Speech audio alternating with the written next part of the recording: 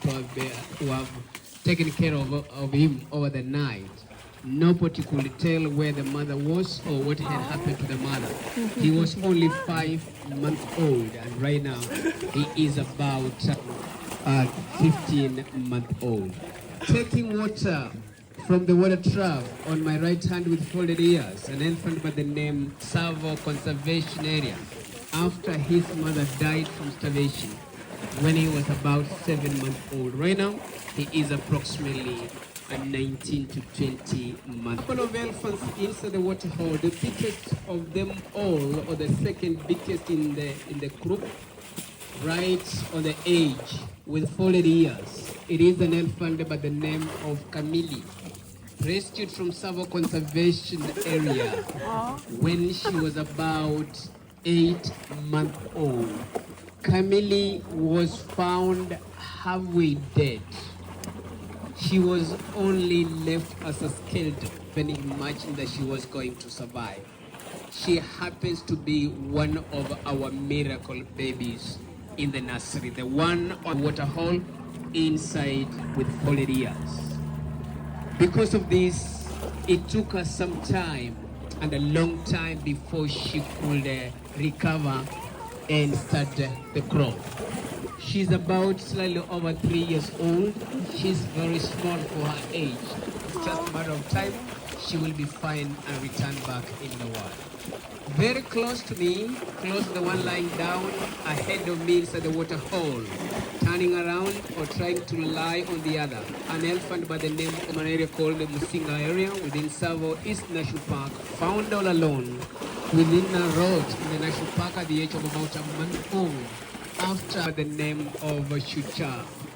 Shucha was rescued from Savo Conservation Area. The name Shucha means a hero in Swahili. We named him a hero because he was stuck in a dry water hole. He had survived the night without being killed by predators. He and lions would have killed him so easily. So, having survived the night, coming the night all alone without the rest of the family, he was just a hero. He is about 2 years old at the moment. With one ear folded inside the water hole, turning around now, going down, close to the one lying down, an elephant by the name of Nyambeni, approximately 2 years old. Nyambeni happens to be best friends with Muzinga. They came in almost at the same time. She was rescued from an area called Nyambeni. He's kicking them all out. Within a Mendi forest in Meru, when she was only 3 months old, after she was identified falling down a ditch. Right now, Nyambeni about 2 years old and doing well in the nursery.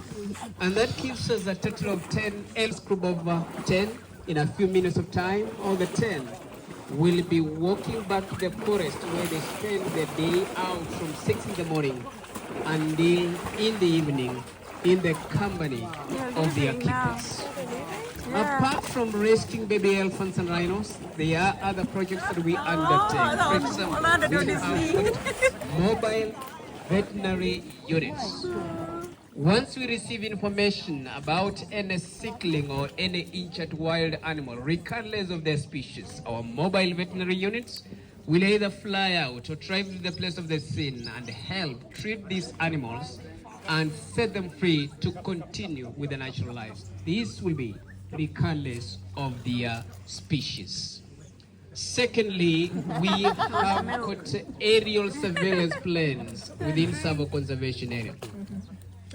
Our aerial surveillance planes will be flying above Savo Conservation Area, keeping an eye. In case they spot any illegal activities within conservation areas, they will inform the rangers on the ground so that they can call out restore orders. If they manage to identify or spot any other wild animal with any health issues, they will as well inform our other teams on the ground so that they can go out, help treat these animals. We also have got anti-poaching teams or desnaring teams. These teams will be patrolling within our national parks and game reserves, within our conservation areas, destroying snares and traps which are set up for the wild animals. At the same time, they will be helping to drive away those people found logging or burning charcoal in the national parks, leaving them free and safe for the wild animals. We also have got a K9 unit or dog unit. If there are signs of poachers identified, let's say a wild animal has been located somewhere, killed by poachers, our dogs will be taken at the place of the scene so that they can help in tracking down the poachers. Lastly,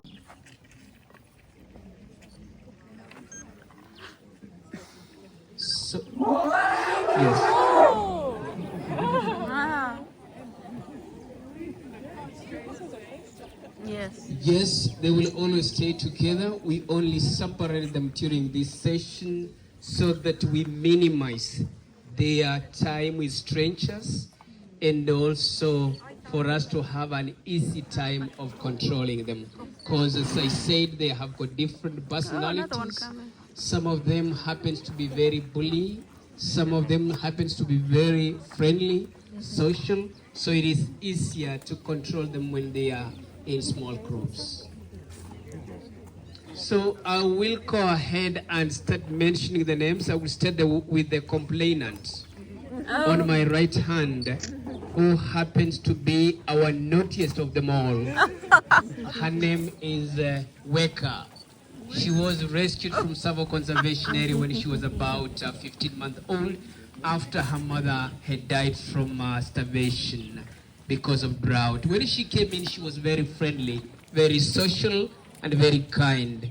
But after settling in, after a few months, this is when she started showing us her real character.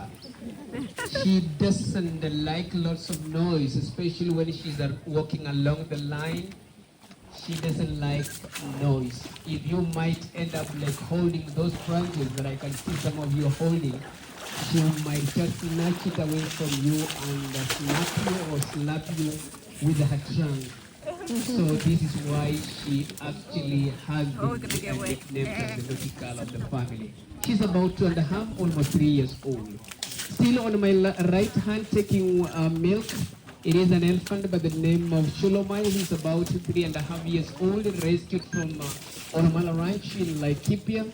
She is a drowned victim in conjunction with the human wildlife conflict. She had been found on a private land, and immediately she arrived in the nursery after her rescue, she collapsed. She was very thin when she came in, starving to death. Oh, no. And she's also our second miracle baby in the nursery.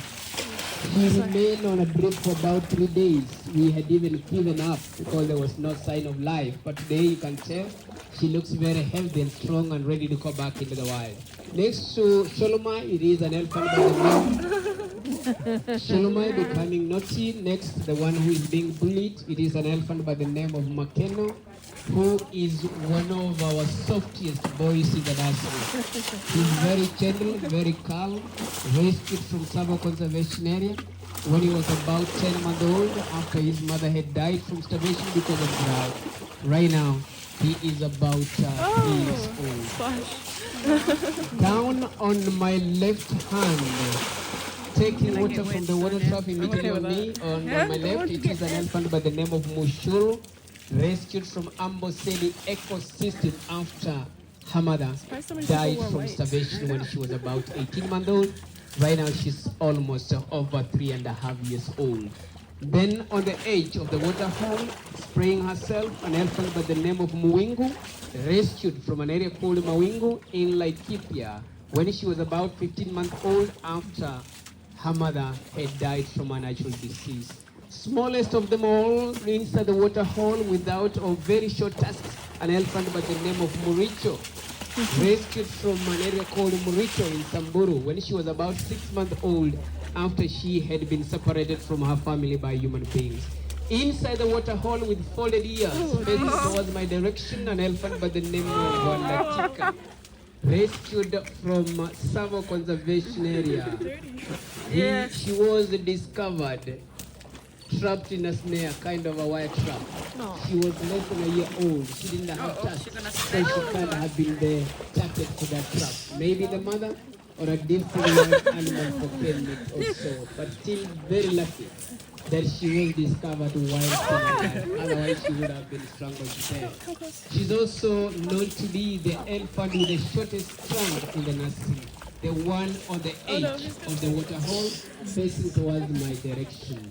And then the two pushing around, the one with the folded ears on my left, very immediate, an elephant by the name of Kitty, approximately 3.5 years old, rescued from Kitty camp when he was about 16 months old after having been separated from his family by human beings. And halfway inside the waterhole, on the edge of the waterhole on my left hand, an elephant by the name of Leita, who happened to be the overall matriarch in the nursery, 3.5 years old, rescued from Samburu after she was separated from her family by human beings. And that gives us a total of 9 elephants, plus the first group of 10, a conclusion of 19 baby elephants that we have in the nursery at the moment. Given the total figure that we have at present, this doesn't mean that we always have a maximum of those that we take in.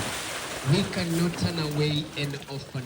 Once discovered and confirmed to be an orphan, they will be driven or fly to the nursery. While coming in, you must have seen those wooden houses. Those are the pens where they do spend the nights. Each elephant has got a room where he or she spends a night beside a different keeper every evening, meaning that you don't assign them by individual keepers. They're very emotional. Stress can kill them instantly. When they lose their families, they're traumatized, they're stressed, so if you cause them more stress, you will then risk losing them. They will be taken out to the national park. We are inside Nairobi National Park. There is no fence between us and the other wild animals. We roam out there, covering about 6 to 8 kilometers square per day. We only avoid the roads in the national park because we don't want them carry used to everybody as a friend. They will graduate from the nursery when they're between the age of 3 and 4 years old. When they minimum of about 5 years, maximum of 10 years before they becomes wild water. As I said, regardless of how long they remain